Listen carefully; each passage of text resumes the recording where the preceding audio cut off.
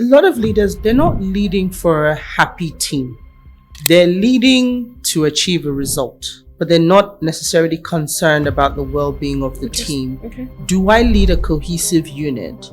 Does every member of my team feel like the team has their back? And these are the things that I talk about when we talk about developing your leadership ability. It goes beyond, I lead these people report to me, I tell them what to do, I get results. In today's world where I can rate a company by the culture, how I felt about it, there's so many different metrics beyond just getting the job done. One thing that I always tell people, new leaders never remember to sing the praises of their people. You're still getting used to being a leader yourself. You're probably not even comfortable yet praising people. If you're not comfortable praising Melvis, go and praise Melvis to your own boss. When you submit the work and they go, this is great work, you say, it was actually Melvis. Get to the point where your people trust that they are hearing their good work from somebody else. Even if they didn't hear it from you, but somebody says, I heard you did a really great thing. How did you hear? Oh, yeah. That's really good revite psychology. Do you get what I mean? So you start to build that capital and that currency right across with your people and across the business. These are some of the key skills when we talk about those soft skills: building your network, communicating well, problem solving and decision making. Your people bring a problem to you. Don't go, oh my God, what do I do? If you need help, ask for help. And that's why you also have to have a network. Because there's some problems that you may not necessarily want to go to your boss because you might think that this person might think I'm not capable of leading. But if you have a peer group that you can go and say, guys, are your people facing this problem too? How did you deal with it? Then it makes you a lot more effective.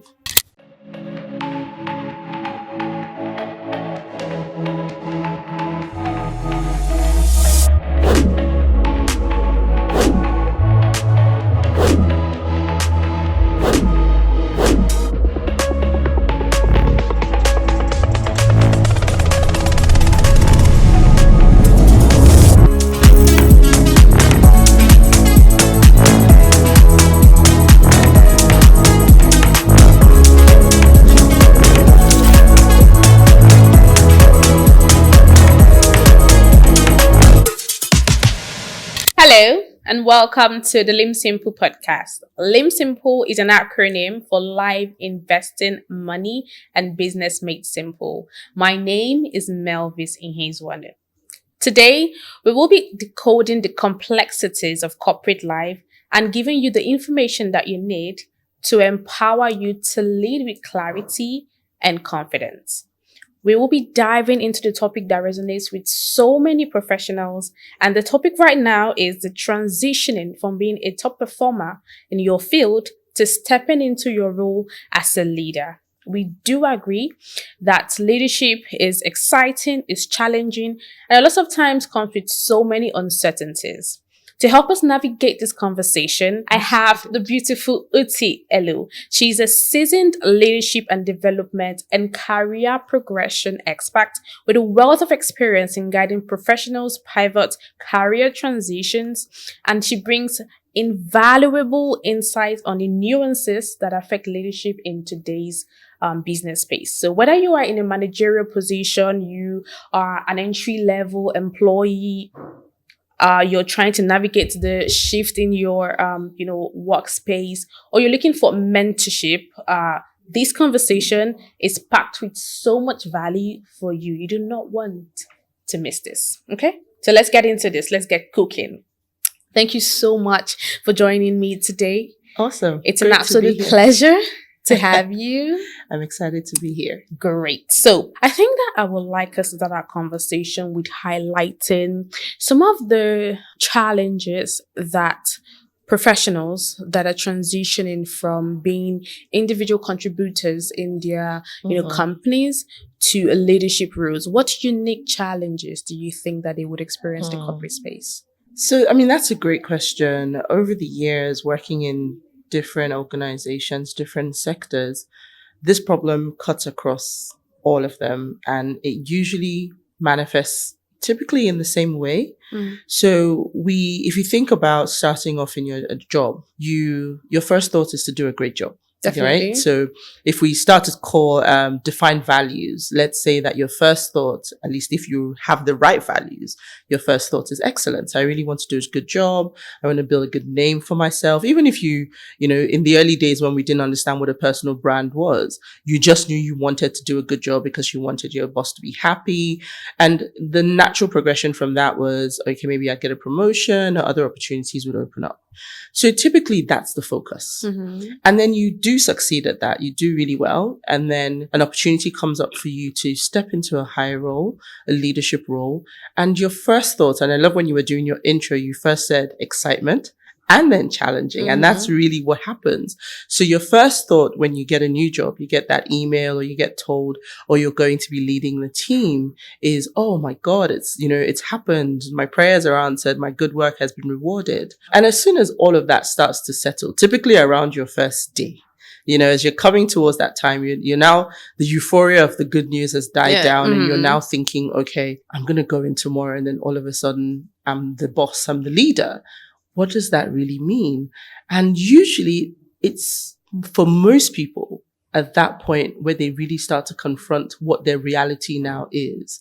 And typically that then brings with it still some excitement for people. To be fair, it's not all doom and gloom, but then people start to ask themselves real questions. How am I going to lead?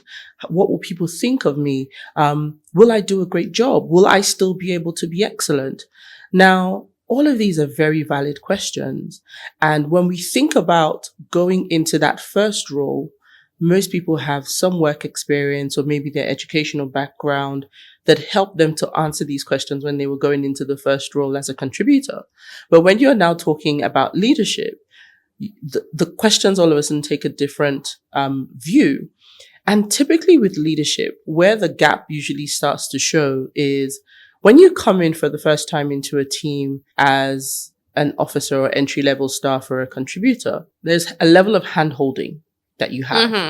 And people will cut you a bit more slack. But when you're coming in as a leader, people are thinking, guidance. This person needs to know their onions. There must be some reason why they made you the leader. That's why you're here. So that, again, adds to the pressure of the first day, because a lot of the time people haven't thought about what their identity will be as a leader. Who will I be? How will I lead? What does leadership even mean? So we find that the first confrontation with leadership brings a lot of hesitation, can then bring on things like self-doubt and imposter syndrome. So when you find yourself in this situation, like say we've, defined how enormous the problem can be. And then, things like the culture of the organization that you're in sometimes can play into that as well. When you want to start to unpack how you faced your first day, I say the first thing is for you to define what leadership means to you, right? If you are clear on what leadership is, then you can start to define what your identity will be. And then we start to talk about things like, how self-aware are you? So today we see a lot of companies talking about emotional intelligence. When we talk about soft skills, emotional intelligence is one of the first ones that come up. But it really, for me, boils down to self-awareness. How aware are you? How well do you know yourself? Because you're going to be faced with a myriad of new situations and scenarios. Can you accurately predict how you will react? Do you have a short temper? Are you impatient? All of these things come into it. And 9 out of 10 times, most organizations haven't empowered you for that opportunity. So you're stepping into it with very little gas in the tank as far as leadership is concerned. There's just so much to unpack, primarily because not only does it require that the system is working in your favor, it also requires that you identify your own strength and weakness and capitalize on them as need be. Absolutely. But before we go full flesh into this conversation, I can obviously tell that if you're listening, you see how much value she's going to be bringing. The real question now is, on what authority are we having this conversation? Okay. Talk to me about yourself, please. All right. So I will talk about myself in the third person. Okay. I do that too. As odd as that sounds. So Uti is a multifaceted professional. When I say professional, I've been at this career game for nearly 20 years now. I've worked in a variety of sectors. So worked in both the public and private sector. I've worked across financial services. I've worked across gaming and entertainment. But if I bring it down to what we're talking about today, the thing that makes me an expert is over time, as I have also grown through my career, and probably been in leadership now for maybe about 15 plus years, what really drives me is I have a passion for young people. I have a passion for helping people develop and grow in the right way, so that I can't prevent you from making mistakes, but I can help you be ready to take on mistakes and challenges and grow from them rather than help, set you back. So I've been mentoring people. In fact, this whole process of developing young people started from mentoring people very, very early on, because I realized that I learn by teaching. So when I learn something, to reinforce my learning, I find somebody to teach very quickly and it sets in. So over time, I started to meet more young people, and just in conversations, people that were passing through, in my teams reporting to me. And I started to mentor people, just come up to you and say, "Oh, would you mentor me?" And it was sort of an organic journey, going from it actually being something I was just doing voluntarily to something that I realized I was incredibly passionate about, to then building the programs that I have running today, and where I mentor people either individually or in cohorts, depending on what program and what stage of their career they're in. Oh, interesting. So did you start up so let's go back to young Uti. Yes. The young Uti. Talk to me about the university, how you were able to propel your career up until this point. And so, because what I'm trying to help listeners get from this question is to see your career projection, how you started off as, a contributor, and then how you've moved yourself on now to, not just being in managerial positions, but also teaching people how to take that bold step to build capacity.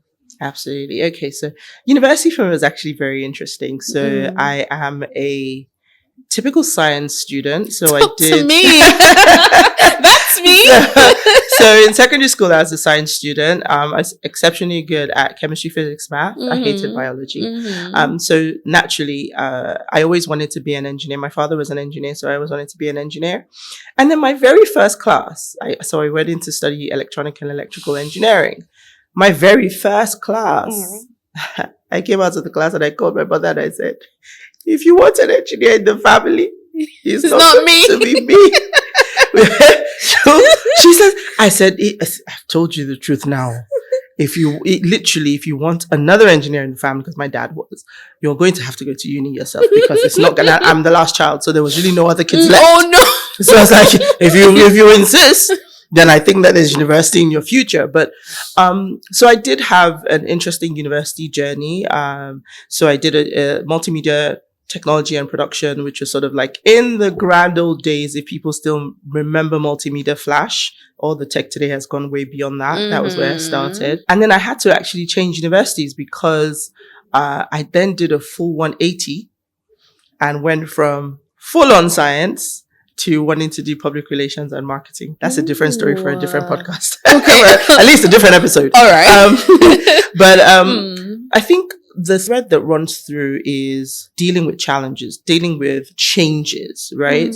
And when I got out of university, so I did public relations and marketing. I'm very good at solving problems. I'm very calm in a crisis. Now, I wouldn't say I'm calm all the time, but I'm very calm in a crisis. And I love talking to people. So I often say that talking is my God-given talent. I enjoy engaging and interacting with people. So public relations and marketing seemed like a great thing, because at the time I got a job whilst I was at university that allowed me to engage and interact with a lot of people. And interestingly enough, that was the first time. So my second job at university was my first introduction into leadership. Oh, because I literally went in, was very excited about the job. It involved talking to people, interacting with people. And that was like my bread and butter. So of course I excelled and I work hard, and I work hard. So it was probably like 2 months in, and then my team leader was ill, and it was an event type job. So there was no canceling. The event was live. We were all there, and somebody needed to take charge. And it was very fluid. And I think that it's important to also talk about something, in my story that is something people need to pay attention to. Do tell. So there's the idea of whether it's like nature and nurture. Is leadership inborn? Some people, you say, oh, I'm a natural born leader. And then some people are like, oh, I'm just quiet. I don't want anybody to know that I'm here. I'm a shrinking violet. I was always the person at the front of the line. I was always like, you ask a question, my hand is up. I'm that girl. Yeah. So I was always, I'm tall. You can't tell by sitting down, but I've always been tall. So even in school as a child, I was always the tallest in the class. My natural, would I say, tendencies sort of give into leadership a little bit more easily. I'm not shy. I'm confident. I'm bold. You ask a question, my hand flies up. I'm ready to speak. So all of those things sort of gave me a bit of a soft landing. So I was very confident. So when I got tapped to say, oh, can you lead the team? It was like, I just moved into naturally. it. And I didn't really have much time to think about it. Like when I was talking about the intro, because I was already there. I was there to start work. And then it was like, oh, the team lead isn't available. Can you make sure everything is okay? So that was a nice way to segue into leadership because I didn't have time to think about it. I just had to get on it and do it. And then at the end of the day, do all the admin work and that. So I wouldn't say that was the first time I experienced, or in that first experience, I didn't sort of go through the challenges that we're sort of touching on. But my very first professional stint at then leading a large team, I had 80 people reporting to me. If self-doubt was a bullet, I died a million times. It's like, so let me even put it this way. I died 80 times. Every time. Because I'm like, this person's One judging me. person's This gonna person's kill judging you. me. That person's judging me. I died plenty times. And then I was trying to now overcompensate for death. Like, I can't wait for 3 days to rise. I have to like shake it off and move on. So it then manifested in maybe some negative ways where I was then micromanaging. I was a little bit overbearing. All the things that people talk about in a bad boss, they all came to the fore. And because I reflect a lot, I could tell almost immediately, or would I say very early on, what wasn't working, because I could tell how I felt. And I tried to put myself in. So I have a conversation with you as a direct report, and I go back and I play it in my head, and I flip the roles and I say, if this was was me, how would I feel? How would I feel? So that was my approach to learning. And then the other thing that I did was then watching other leaders in the organization. Which people do I like their style? Because again, it helps that I'm a very reflective person. So I tend to sort of walk through my day or walk through a conversation or a difficult situation once I'm through it and say, what could I have done differently? What could I have learned? So that level of reflection also helped me to say, you know what? One of the best things in learning, and they say fake it till you make it. If you're going to fake it, you have to have something to show you how to fake it. Like you literally, if you're going to make a copy of this glass, you have to have you need a sample glass. of it. So you got to find somebody. So I used to watch different leaders in the organization and be like, nope, don't want to be like her. Nope, don't want to be like him. And then you start to sort of cherry pick. What do I like about this person? Okay, this person gets the job done. This person's team members feel really good and protected. They say really nice things about their boss.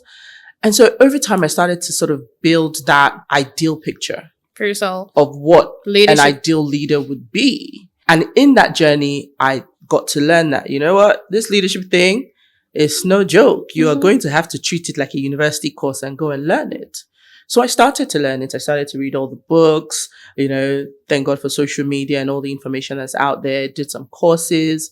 And I really, really sort of sank my teeth into leadership, realizing that leadership in itself, you can build a whole career From there. out of leadership. So whilst I didn't intend to go that way, that's sort of what has become my passion, right? Or I have turned my passion or my gift for liking to talk to people and interact and engage with people, and layered a passion on top of that now helps me to help people grow and develop. That is so beautiful. And in all that you've said, you've itemized so many things that I want us to now isolate, right?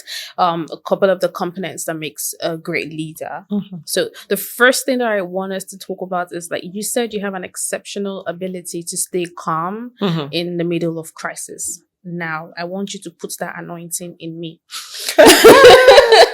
Because I am more scared of my reaction to a crisis than the crisis itself. Yeah. Look, I could have a problem right now and I would not think about the solution first. I would cry that problem out first. I think about every other reason why it's my fault that this is happening, even if it wasn't my fault. And then think about how every other person right now thinks I'm a terrible person. And then after that, I'm like, okay, so the tears is out. How are we going to solve this? Please, everybody, look. First of all, doff your hat to crying. Crying clears everything. Thank you. Crying gets all the emotions. I tell people I'm an advocate for a good cry. If you need to scream and cry it out to get your emotions to settle, please do. Crying for me is not a sign of weakness. Crying is my secret weapon. When everything is choking, cry first. Get it out. Please. Then you can now focus. But no, that's just on a lighter note. But I mean, really and truly, crying does work. The main thing for me, and I'll give my first tip that I want everybody listening to hold on to, is I have a natural gifting for being calm in crisis, because even as a child, like I said, it was just one of those things, like there's a problem. Everyone's like, I'm like, so what's the problem? How do we fix it? That has always been my reaction to things. But what I tell people when they ask me this question is, in the times when I faced the most uncertainty, where I felt like somebody literally was pulling this carpet out from under my feet, I have one trick that I use, and it works across a myriad of situations. Have you ever defined your superpower? If I ask you this question, do you know what your superpower is? I think I do. Okay, tell me. On camera? Yeah. Okay. Go for it. I think that I somehow have the ability to make people feel really comfortable talking to me, that they would rather easily, without even knowing when, share very sensitive information. And so I think that the skill there, the superpower there would be, I just know how to listen. Okay. So you're able to listen, and you're able to project a sense of connection and calm that allows people then talk to you. So this is fantastic. You have no idea how many times I asked that question, and people just look at me like, Uti, that's what kind of question is that? So really, I love the answer that you gave, because one thing that I said was I reflect a lot. You can tell people who stop to think really about themselves, who they are. And remember, I said self-awareness is key. It's key. You must know who you are. And why I say superpower is because if I said, what's Superman's superpower now, they list Batman, everybody will list, we all know. But if you look at superheroes, they usually only have one power. One, like he can fly, is really strong, and that's what they use in every problem. So when you look at yourself, what is the one thing that you know to absolutely be true about yourself in any situation? Once you can identify that, how does that help you to center yourself in the middle of a crisis? So here's how I use it, right? A couple of things that are absolutely true about me. When I found myself in all of these situations, every time I reflected, I was like, what's the thing that Uti always still ends up doing? Uti is a problem solver. Put any problem in front of me, I will come up with a solution. It may not be the best solution, but will I give you a solution? Something. I will, and quickly. That's one. Two, I'm a very quick learner, right? I learn by teaching. So in knowing that I'm a fast learner and knowing that I can solve anything, in the face of a crisis, that's what I just press into. You ground yourself on that. Thank you. Okay. So you press into your superpower and you say, you know what? This is what I know about myself. So all of this that's happening, you can't take this one away from me. It helps you to center yourself and focus on the problem rather than all your emotions going all over the place and you being stressed and thinking, oh my God, what do I do? What do I do? All you're saying to yourself is, what do I know to be true about myself? What is my superpower? How do I use it? So when you think about a Superman, for example, yes, kryptonite is his weakness, but if you watch all the movies, you see that he's battled kryptonite one way or the other right across time. So you will come across challenges, but you have to know what your superpower is. And it takes time. It takes reflecting. It takes looking at how you dealt with a lot of, turmoil in your life, conflicts. We've all had it. If you've lived, in fact, these days, by the time you've lived to your 16, 17 years old, you've had conflict, you've had turmoil, because you're on social media. If you've done nothing else, you've argued on social media at some point. So you reflect about those situations and you learn about yourself. So self-awareness and knowing, you start to build your arsenal, you start to build your war chest. So you find that when I find myself in hot water, there's always hot water. It is different. You think I've seen hot water, then you find something that is 1,000 degrees hotter. But what do I know to be true about myself? When I was in a situation, how did I get out of it? Once you ground yourself, you can then have the clarity of mind to face the challenge. Interesting. With working in a corporate space, of the many challenges that I personally find that we face, it would be the interpersonal relationships.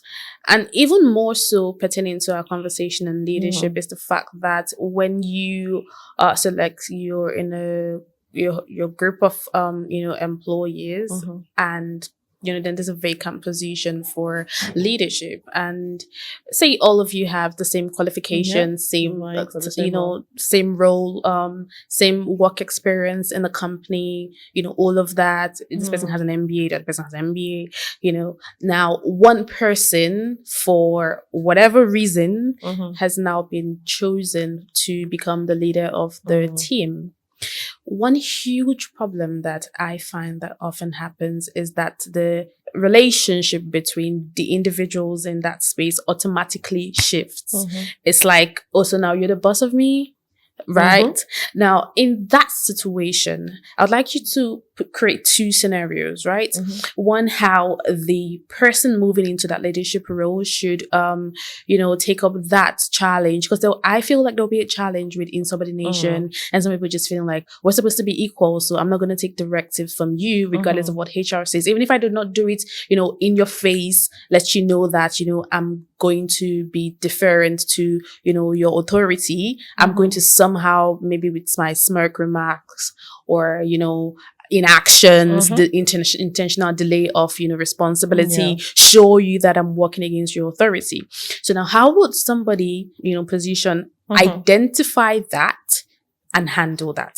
That's one question I want to ask. Okay. And the second one is, if you were the one that wasn't promoted, you're amongst the people that have to be led now. How do you position your brain to be able to submit under the authority and identify that, I'm going to probably get up that ladder myself, so I just have to stay low for a bit? Okay. So the thing that typically happens when an opportunity is, comes up is we all feel that we're all on this equal playing field.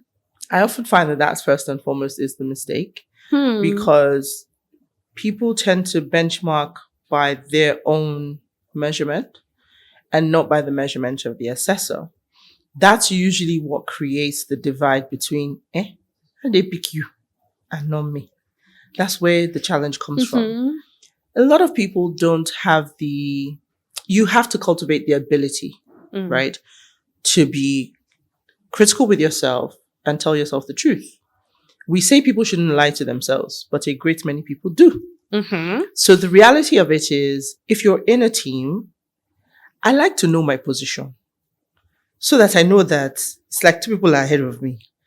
I need to up my game to be number one. If you're running a race and you can't tell who's ahead of you and you can't tell where in the race you are, you're never going to win that race. Never. So the reality is, I need to know from the perspective of, say we're all in the same team, our line manager's perspective.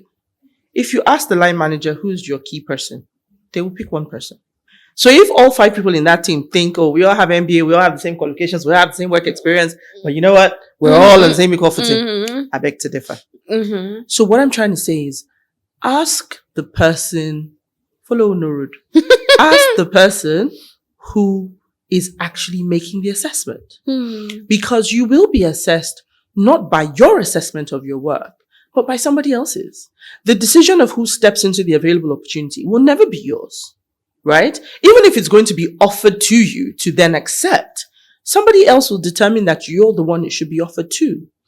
Do you know the criteria by which that assessment is being made? Does it align with the assessment and the way and manner in which you assess yourself to think that you're the star boy or star girl? So for me, it's always, a lot of people spend time not engaging with their line manager. one of the things that I always try to tell people, and it's one of the things I teach from the very first course, when you start your career, please understand that office politics, culture in the organization, is not a negative thing. People feel that, when they see you engaging with your line manager, maybe you come in the morning, you go and say good morning, you just a bit with your line manager. Some people interpret that as like you're brown nosing, you're sucking up to your line manager. But how do you learn what somebody expects if you're not engaging with them? Or you're not asking for regular check-ins. Okay, how could I have done this task better? What would you like to see? I tell people, when you start working with someone for the first time, there are a couple of questions you need to ask them. What is important to you in this job? How will you measure me? What does success look like for me in my role? How do you like to be interacted with? Some people like phone calls, some people like email, some people like WhatsApp. You need to know these things because that's how you create an equal footing to go in, right? So someone has been selected. This person is the best person for the job, according to the decision maker. They've come into the work on the first day. If you're that person, first of all, believe in yourself. Believe that there's a reason why you were picked. Most people sometimes, or some people think that, some people would think it's because they like me or because I was sucking up to the boss. No. First of all, believe that you were chosen for a reason. Whatever the reason may be, the person that chose you believes that you can do it. That's why they gave you the job, right? So when you're stepping in with at least that confidence. So if you take that easy path, what will happen is further down the line, you'll still hit the problem because you will assign a task one day that's urgent and the person will be like, Uti is one of the guys. Yeah, exactly. So I don't need to take it important. Then you get into trouble. And that's what I'm supposed to be. It's the day you get into trouble, you're like, they yelled at me. You didn't get this done. And the person's looking at you like, yeah, but that's because you didn't establish yourself as a leader. So what does it take to establish yourself as a leader? You need to, one, be transparent. So you need to come in and say, you know what, I'm having a meeting with my team. What has happened, guys. Now I'm the team lead. I like to give people the opportunity to speak. A lot of times, people also feel like they're not heard. So those people who are in the team who think they should have gotten the position, I like to confront things head on. I've been chosen for this role, right? And we all need to work together as a team for our collective success. If I win, you win, we all win together, right? If anybody feels that maybe I'm not the right person or they have any concerns, maybe not necessarily say you're not the right person, but if they have any concerns about this new arrangement, give them the opportunity to talk about it. I like to confront. So some people don't like conflict, right? I like to confront things head on. I don't like things to simmer or sit. So I always operate a very open culture. And I think that is really helpful for people. You have a very open culture that allows people to speak. You set boundaries when it comes to respect and decorum and things like that. But I do like to give people, and it's good to give people the opportunity to speak. So transparency is key. Day one, let's set the rules. Let's all understand that there's been a shift. And then define what your leadership will be. How are you going to be the type of leader that rolls up your sleeves? I know the work, so I can jump in. But you also need to give people the opportunity to also grow. So you need to be able to delegate. You need to give people stretch assignments. So it means that you also, once you've set out, okay, we're good, right? Everybody, if you have problems, let's talk about it and trash it out now. We're fine. Then how do we want to go about the work, right? This is our task as a team. These are the things that are important. This is what we need to achieve. And here's how we're going to do it. Once you establish and people can see that, okay, this person is not made of fluff. They're coming in, they know the work, and they have a plan. Too. Exactly. So I can get behind it. Once you've done that and you've defined what you're doing, how you're doing, then you must be ready to measure. Because if you're not able to manage performance, that's where the people coming in and they have snide remarks. No, you have to keep things as transparent and open with that team that you were in, that you're now leading. So if it's that I expect you, for example, to handle 20 emails in a day, I'm going to make it clear that my expectation is 20 emails in a day. And at the end of the day, I'll be like, you did 21 emails today. Awesome. Or you didn't do 17 emails today. How can I help you hit 20? What was the challenge? So you hit the ground running with structure. If you don't define 20 and the person does 17, then you go, oh, I think you should have done more. What does think have to do with it? Is there a target and is it clear? So having transparency, having openness, engaging, and then determining how you start to assess your people. Because again, you've worked with them, so you probably know, right? But as a leader, you start to assess people from this person's skill set. How critical is it to maybe my first 3 months or my first 6 months, right? How critical is it, right? And then how valuable, how good is this person at their work? You have to have high criticality and be really good. Those people, you start to assess like, this is my key player. If you're someone that works in an always on industry, maybe, 24 hours, like maybe financial services, you want the guy who, if you have a 2 a.m. problem, you pick up the phone and they'll pick up. It's not, again, an everyday thing, but people you can count on. So things like accountability, dependability, all of those things start to form your assessment of your team. And like I said, transparency is good. The minute you start to form these assessments, you tell people, this is what is great. If accountability is important to you, let everybody know. If dependability is important to you, let everybody know. So nobody can say, this person now feels like Lord and Master. They are micromanaging. They are just asking questions. They are just doing yoga. You can leave the room for that to happen if you don't set it up in place in leadership. And then for the people that then choose not to join the train, because there will be some that just can't wrap their head around. Let me tell you what happened to me. I went for an interview. There were 2 of us up for the job. I was already in that role, a leader in that role. So I had gone from being a contributor to being a first level leader. This role was then to be the leader of the leaders, right? And I went and I walked into that interview so sure. They know that I do this job. I'm already the best. I got this.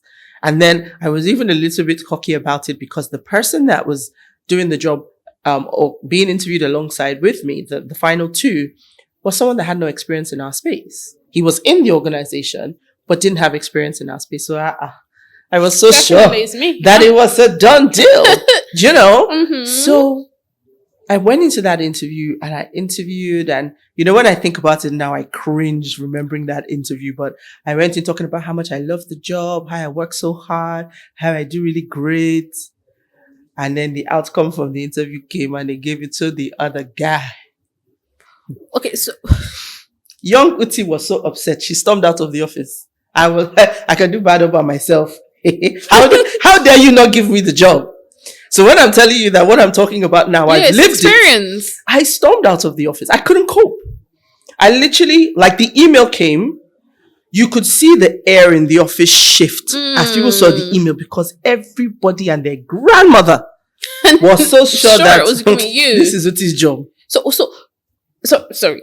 That particular situation, right? What was the urge that other person had? Because if you had the experience, you had the team already on your side. Awesome. What was that sauce that person had that you didn't have in that situation? Because I'm very sure that you must have reflected on it already. No, I went to ask questions after all. You how do you grow if you don't know? True, right? Though. But the difference was I went into the interview, first of all, not as prepared as I could have been because I thought I got this. Everybody already knows what I can do. But an interview is an opportunity, an invitation to sell yourself. I didn't go there and sell myself as the next level leader. I spoke at my level as a team lead, not as a manager. So when they were asking me questions, I just kept on responding at that level. So I didn't show them what I would be as a manager at the next level. So I didn't sell my ability. I expected them to know. One, I didn't speak at a senior level. I spoke at my level. Again, if you are assessing me for this level and I'm here talking like this, then I'm not the best person for the role. So the difference was he went in and talked about all of these things I'm talking about now. He talked about his plan. He talked about what he was going to do if he was given the team. He had thought about it. He had thought about how he was going to lead a team that he wasn't experienced in. And do you know what was the wonderful thing about it? I then showed them that I really wasn't ready. Because when the invite came, I saw everybody's faces. It's like a breeze going around the office. Like as they're seeing the email. So the embarrassment and the shock. It's sunk in. I just carried my bag and I walked out. Like, yeah. Before my boss even knew what was happening, I was already at home. So I couldn't bear to be in the office and people would be like, hey, yeah. Oh, chai. So I went home.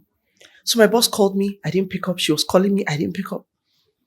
The next day, I sent them an email. Oh, I need to take a couple of days off. And this was before the days of mental health. This was a long, long time ago. So I didn't even have mental health. I was just badly behaved. Yeah, I was just badly behaved. Like, how can you people not see that I'm the best person for the job? Rah! That was me.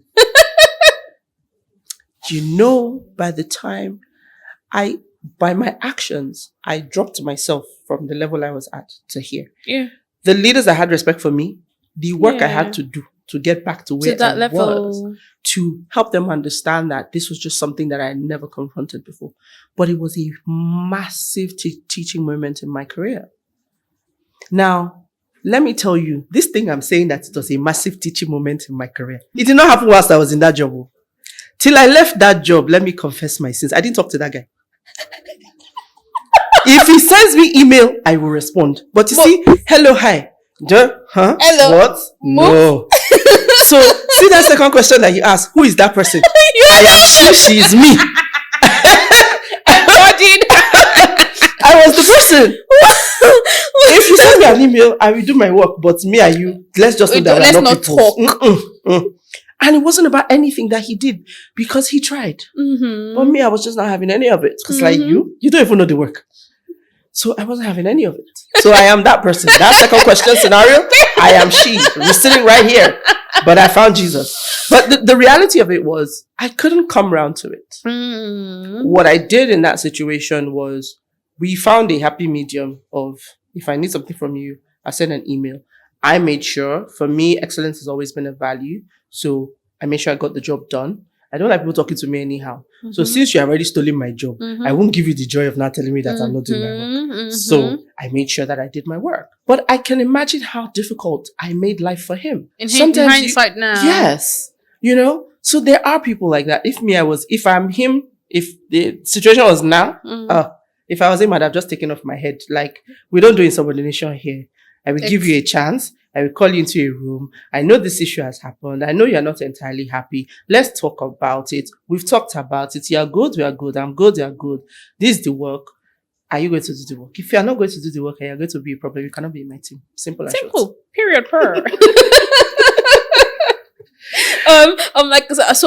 First off, I want to really commend your accountability and your sheer honesty. Oh yeah, I feel like it's soft skills because that takes me now to soft skills. It's soft skills that people, and that's what's interesting. You have been talking a lot about soft skills that people usually would ignore, right? Self-awareness, emotional intelligence. Yes, excellence is a value, communication. Great. Decision making, conflict resolution is a whole ton of things. So now, my question is, especially in Nigeria, you also just highlighted like mental health, the wave of mental health, in Nigeria.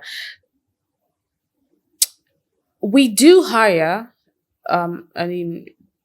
based on a couple of hiring, agents that I do know, they hire, especially for the role of leadership, primarily on your technical skills, as compared to your soft skills.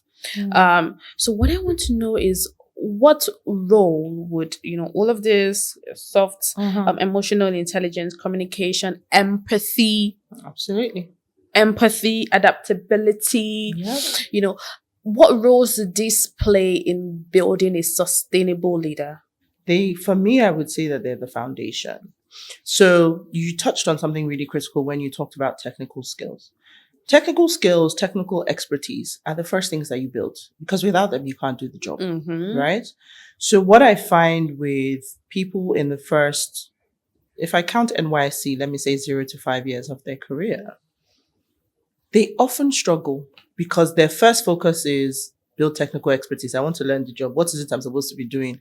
Usually it's some form of operational job. So I learn it, I get really good at it. But then if they happen to work in functions, so my background, my career for probably the majority, almost the entirety of my career has been in the customer space.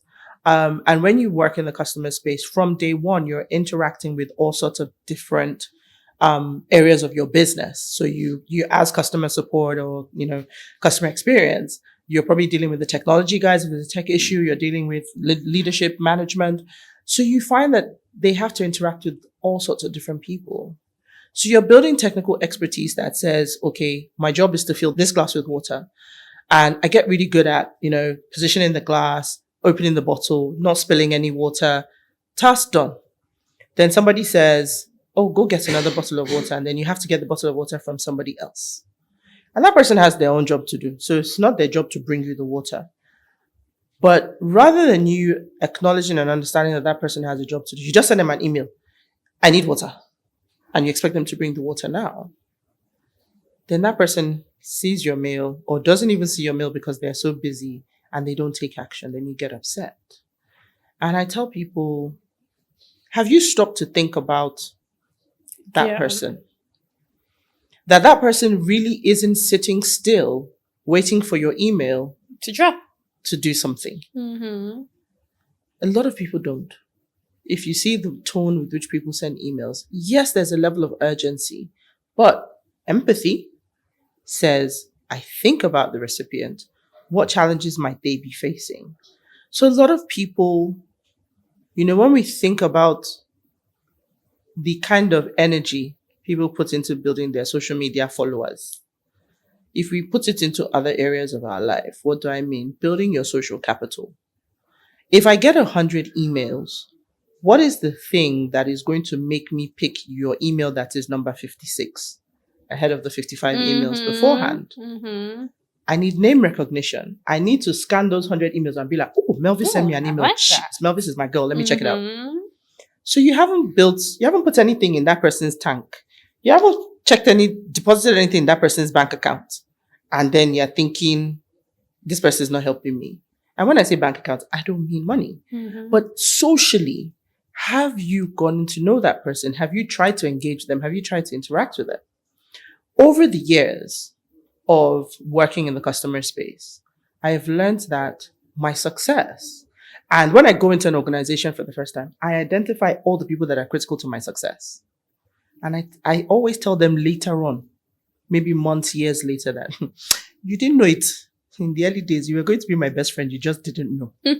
Because that person has to have a vested interest in your success. Mm-hmm. That person has to understand that if this glass is not full, Melvis is going to get in trouble. And I don't want Melvis to get in trouble. So I'm going to help her. So I'm going to help.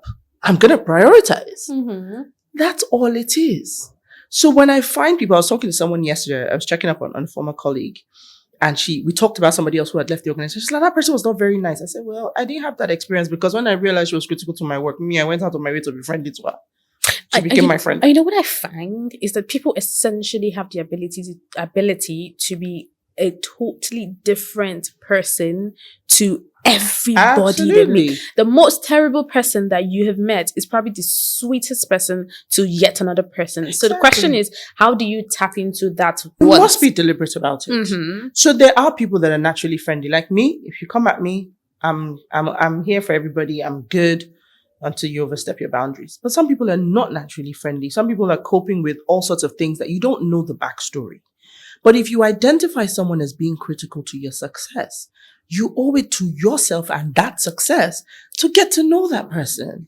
And I like to, clarify that this does not in any way mean that you have to eat up their food No. This is not, again, that was the thing I was saying about people talking about people sucking up, people brown nosing, office politics and all of that. No, because again, I tell everybody the foundation is excellence. Be good at your work, be hardworking. So nobody can ever say this person is not good. What we're talking about now is the icing on the cake, the cherry on the sundae, is all the extras that then make life easier for you, help you go farther, faster. That's really what we're talking about. So that person who is transitioning, that person that's going into a leadership role for the first time, you are going to need help. You're going to need to think. First level leadership is operational leadership. So you've gone from being a contributor to leading your team. Your role at that point in time will be to make sure that everybody in the team does their work. At that level, what do you think is the fastest way to get yourself into the hearts of those people? You need to solve problems for them. You need to find out what are the things that are making life tough for them, and you need to go and fight and solve it. That's how you endear yourself to your team. They know that my boss has my back. My boss will make sure that life is easy for me. And that then allows them to then double down and say, you know what, if she says this work, I need it in an hour, we'll die here. We'll get it done. Right? So at that stage, for you to be able to solve problems, for you to be able to open roads for your team, you do have to go out and first mingle with other people at your level, in your immediate team or larger team, and then outside of your team, other people in the business. So that one, people, the same social currency we're talking about, you have it around the business. And then one thing that I always tell people, new leaders never remember to sing the praises of their people. You're still getting used to being a leader yourself. You're probably not even comfortable yet praising people. If you're not comfortable praising Melvis, go and praise Melvis to your own boss. When you do work, when you submit the work and they go, this is great work, you say, it was actually Melvis. Get to the point where your people trust that they are hearing their good work from somebody else. Even if they didn't hear it from you, but somebody says, oh, I heard you did a really great thing. How did you hear? Oh, yeah.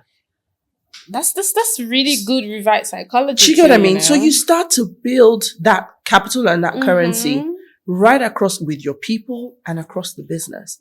These are some of the key skills when we talk about those soft skills: building your network, communicating well, problem solving and decision making.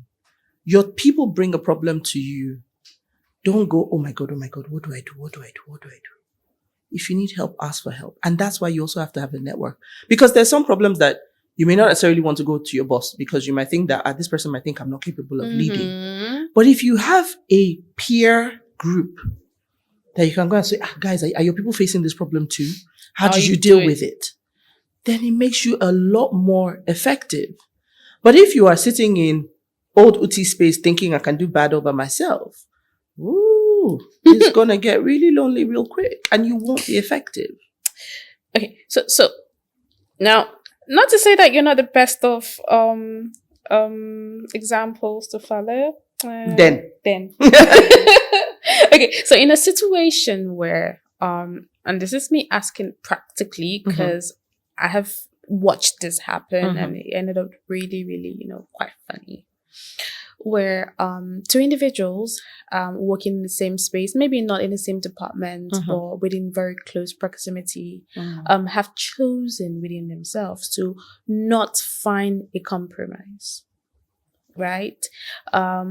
It might or might not impede the growth of the department or the company, but to be fair, they really do not care. They are just about, I'm going to do my job. I do not require any form of interpersonal relationship with you. If you're going to drop dead right here, I do not give a hoot. If the water to quench the fire burning you is going to come from me, I am going to feed it to a snail.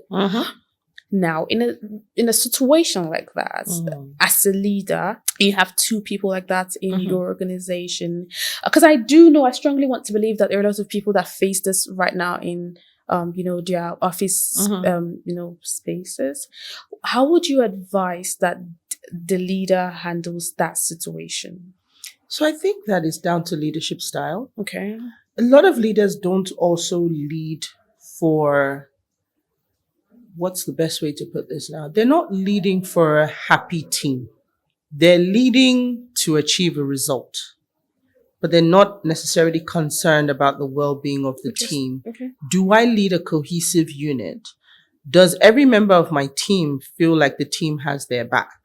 And it is important. People don't actually, and these are the things that I talk about when we talk about developing your leadership ability. It goes beyond, I lead these people report to me, I tell them what to do, I get results. In today's world, where I can rate a company by the culture, how I felt about it, there's so many different metrics beyond just getting the job done, right? You do, and this is why I said, think about the kind of leader you want to be. Are you the kind of leader who is interested in the well-being of your team members, right? So I have a process that I go through every year where I look at my team members, I look at how long they've spent on the job in general, how long they spent on their current role, how long they spent on their current grade, and I'm having conversations with them. And my biggest success stories have been the people that have said, outside of this job, what I really want is to be a creative. I want to do this, I want to do that. And I was able to find maybe an internship, something within my network that I could leverage to their benefit. My biggest success stories, the people that I can call today to come and speak to my mentees to inspire them, they've all had a similar story like that. In fact, just yesterday, I had a conversation with she's probably my second best hand in my team. And I literally gave her to another opportunity because it was better for her. She has more growth opportunity there than she will ever have staying with me. I could be like most bosses and say, no, how can I give her up? Who would do the work? But the fact is, you can always find somebody else and you can groom them. But you can't be selfish and say, I see this opportunity that's going to make this person better. And then I say no. But I know that's not the case for everybody because right now, good hands in Nigeria with Japa and the rest is a lot.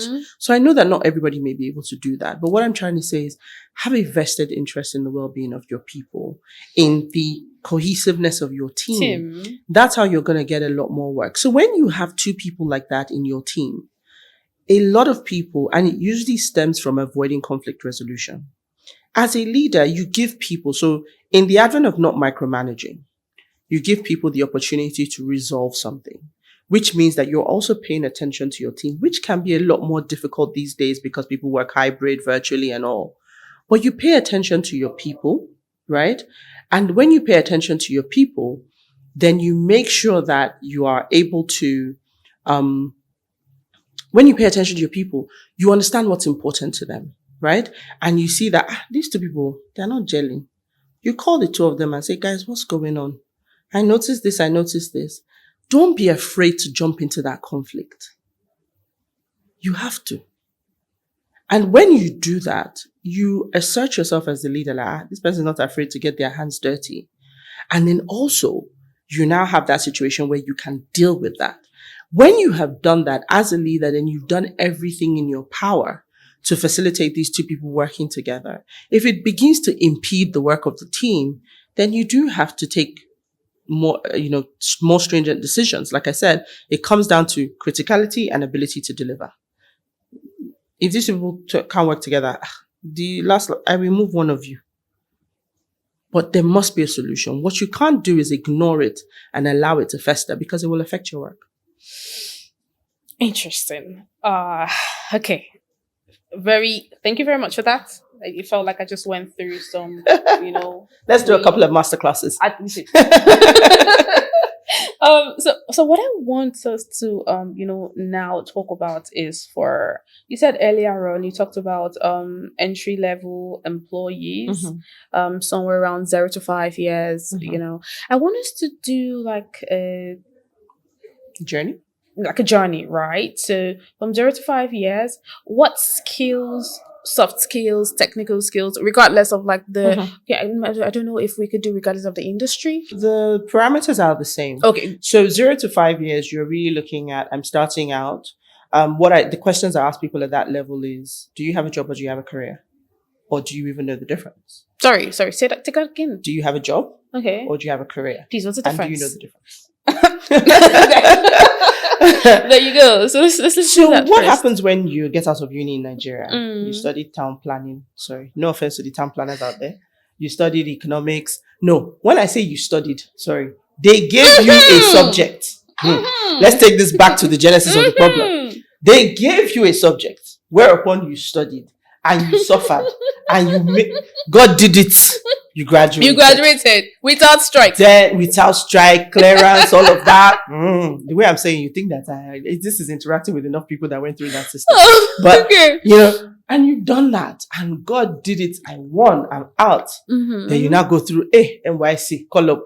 You go through that. You finish NYC. Then you're now like, what am I going to do? Job. You apply. You're looking for graduate training. You're looking for this. And that is if strike has not even gotten to the point where you're now too old for graduate training programs. Thank you. But you make it into your first job. Okay. You've jumped many hurdles to make it into your first job. You're so grateful that you have a job that you're not even thinking beyond, I have a job and somebody's paying me a salary. And that's a great time to ask the question, because usually at that first job, people take anything that's on offer. You will find quantity surveyors doing customer service. You will find town planners doing all sorts of things. So the reality of it is, you now start to ask yourself,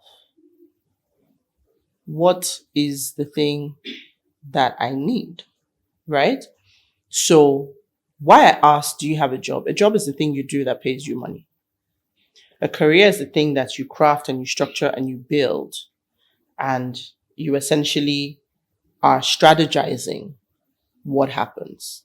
So this one is happening to you. You're in control of this one, right? Mm-hmm. So you've done that.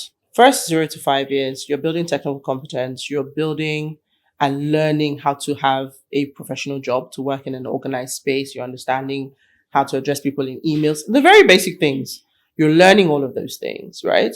At that point in time, technical competence is 100. Okay. Mm-hmm. The nice bit then is that maybe you start to learn organizational culture. You understand why it's important. You start to learn on those social skills, how to build social capital within the organization, how to get, stakeholders and peers in your space. And I always say that if you're at the bottom of the ladder, then you're also looking up and going, I need to build social capital, not just at my level, but also above.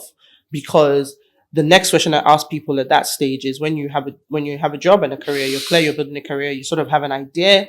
Careers can change over time, but you are doing the groundwork. What are your values as an individual? Is it excellence? Is it hard work? Is it, whatever? It's a myriad of values you can speak to.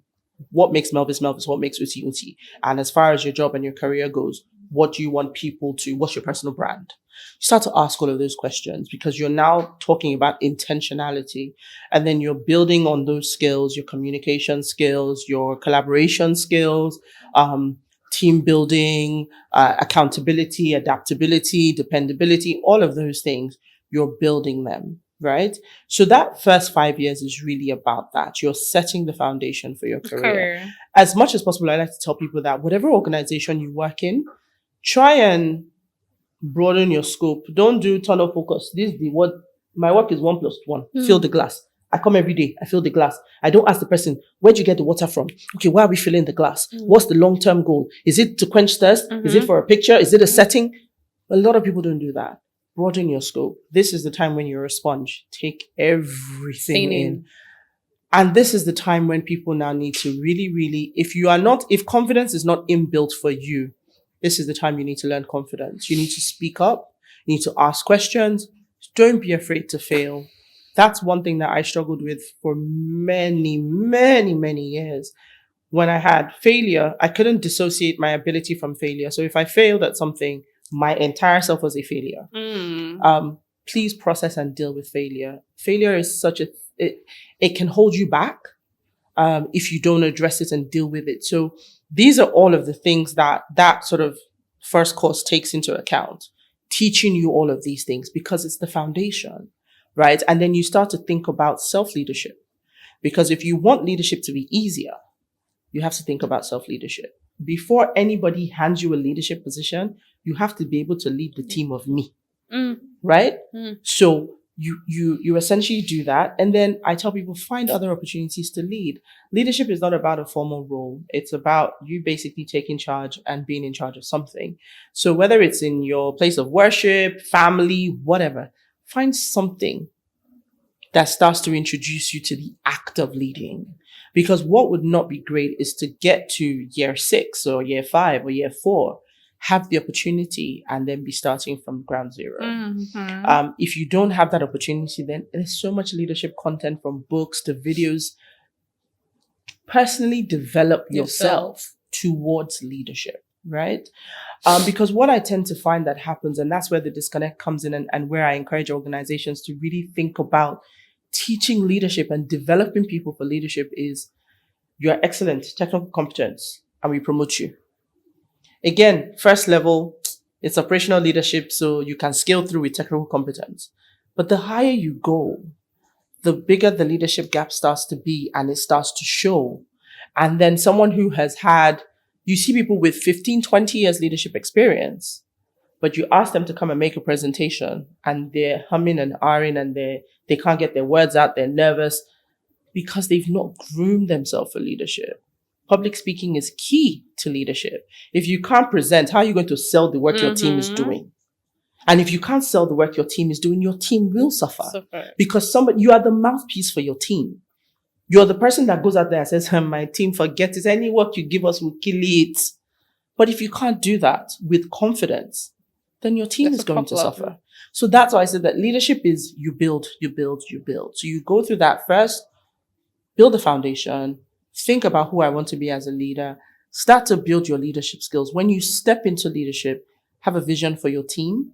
What do you want your team to be about? What is it that you need to achieve? What are your goals? Break those down into achievable tasks for your team and measure. As a leader, you need to have the ability to translate. So if you're first level leader or even second level leader, you, depending on the size of the organization, you may be very far away from executive management or you may be a little bit close if it's a smaller company. They have a strategy and a vision. Most people, when you talk about a company, there's vision and mission. If you stop anybody on the road, they don't know. If you ask them what's our 5-year plan, they don't know. That's because that's at the executive management level. Once you lead any group of people in any organization, you must know.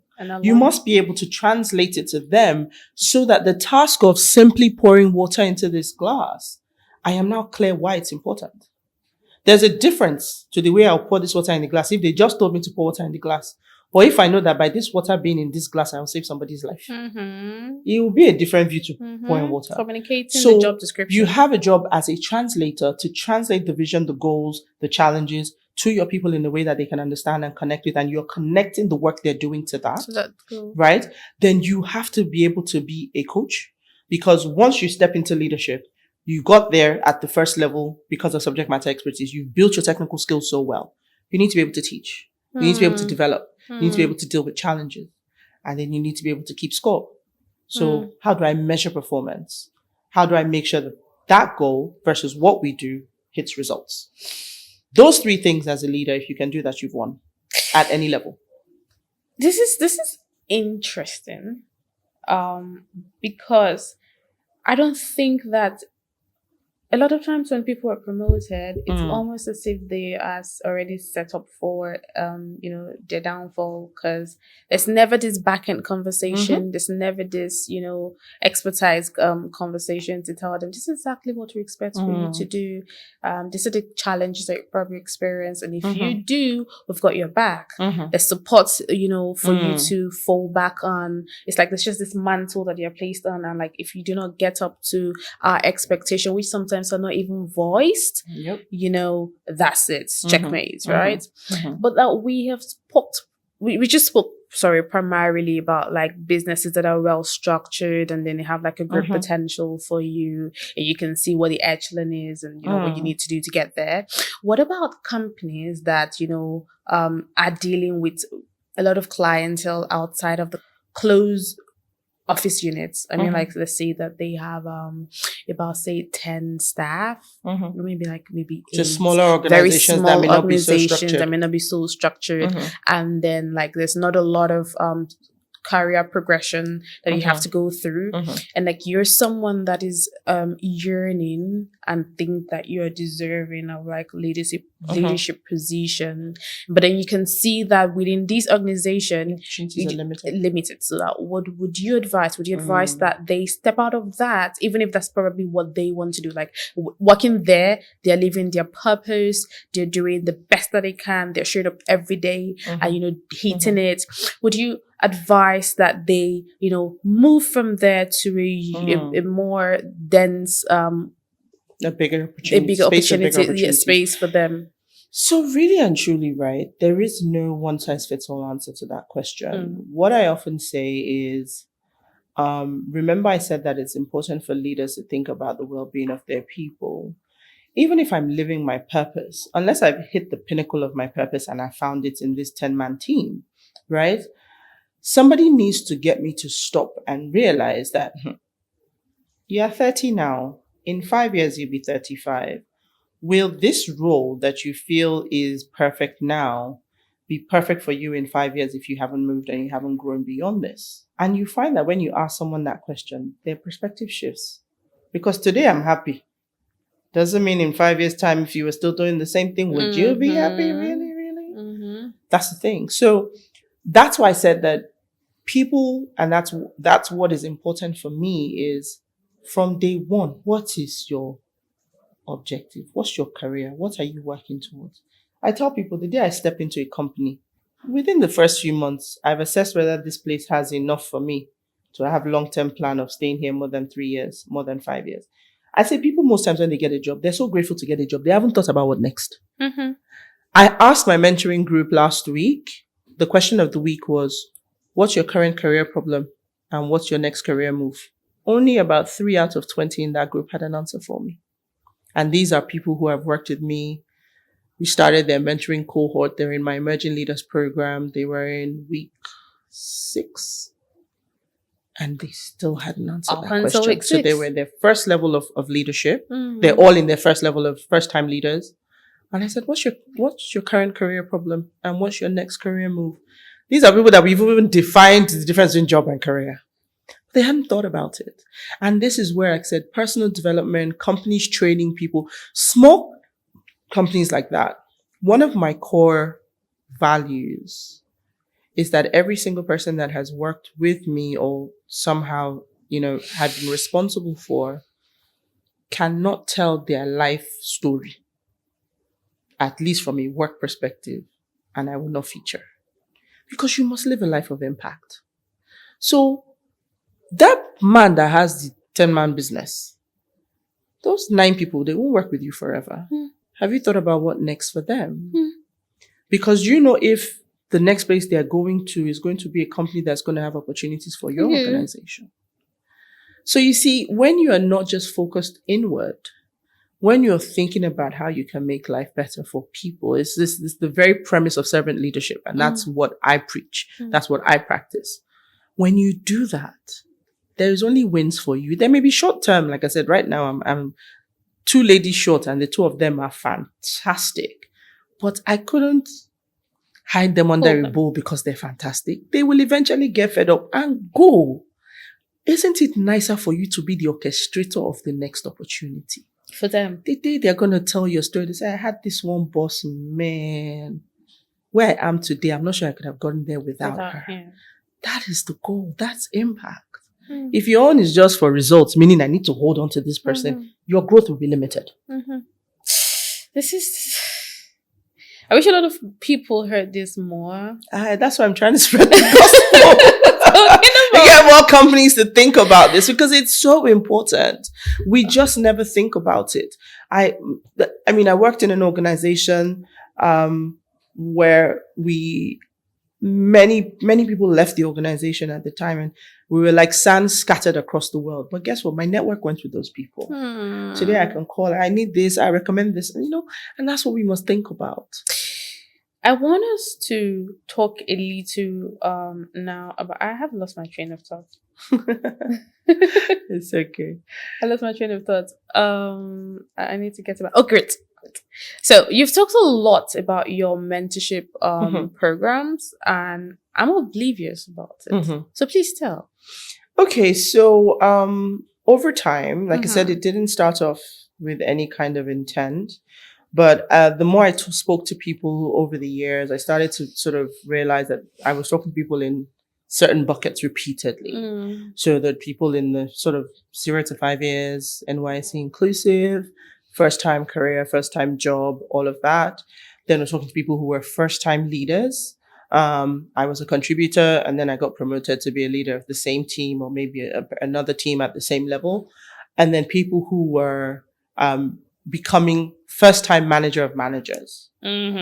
That's then, so you're a contributor, you're doing the work, technical subject matter expert, You become team leader. You're an operational leader. You're really about making sure the team is functioning, the people do their work, they deliver.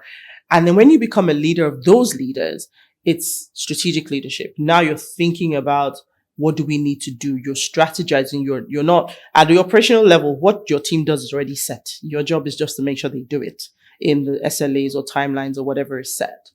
But once you become a manager of managers, you're dealing with different teams. You're thinking about, okay, this is what management, this is the goal and strategy for the company. What does that mean for my team? What does this team need to be focused on? What are our goals for the next 6 months? What are our goals for the next 12 months? You may be dealing with budgeting, looking at, okay, what is the cost of my team to the business?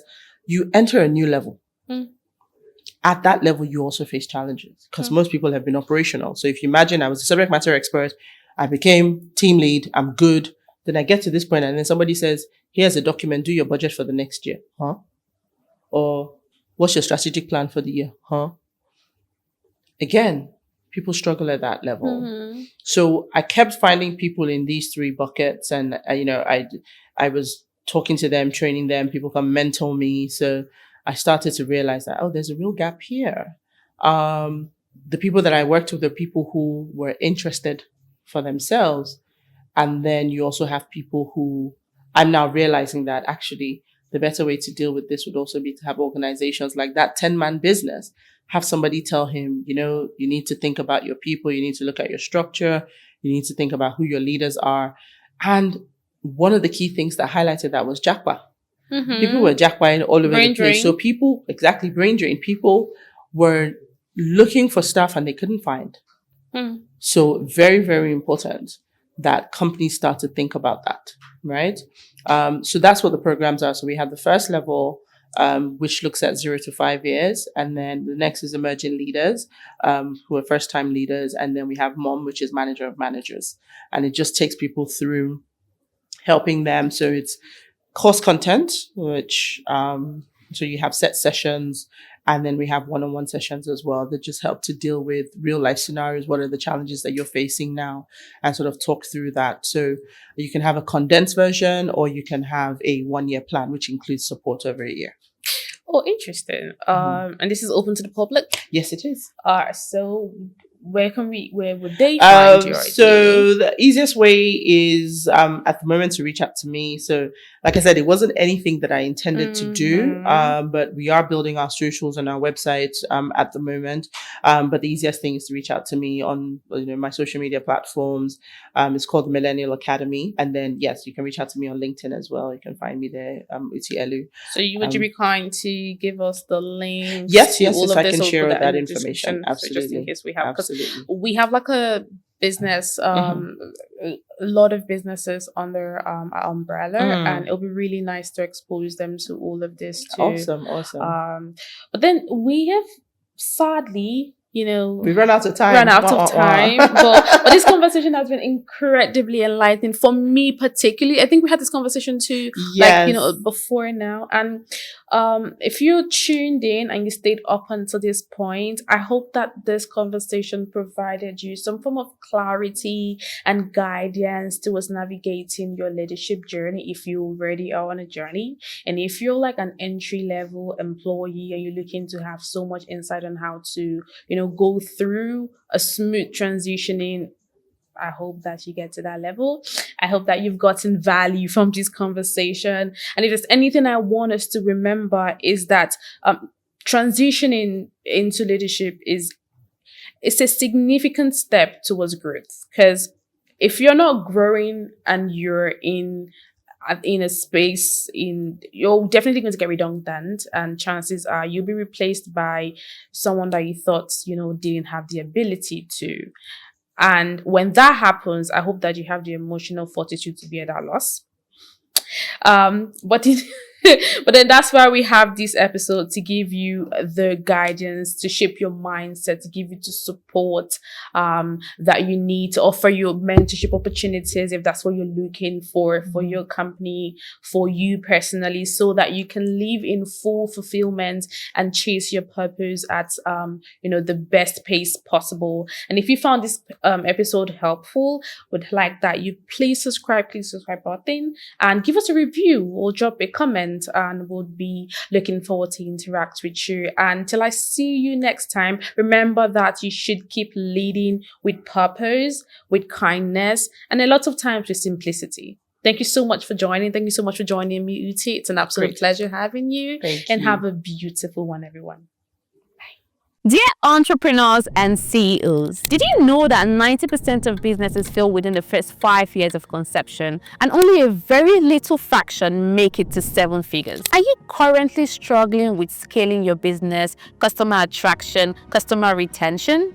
Then you are definitely not alone. What if I told you that there are proven systems that could turn your business into a revenue generating machine? With over 4,000 businesses transformed and 53 of which are already doing $1 billion in revenue annually, we do not just teach you how to do business, we teach you how to actually win in business. At the Strategy Factory, you get the exact roadmap to scale your business, build a sellable business, attract high-value customers, make strategic decisions with confidence, make the most of your business, and also unlock powerful networking opportunities. Do not let your business become yet another failure statistics. Success is a strategy. The question right now is, do you have the right one? If you're interested to have further conversation on the Strategy Factory with us, comment strategy in the comment section and we'll follow up with you immediately. We look forward to seeing you in the next Strategy Factory happening this month.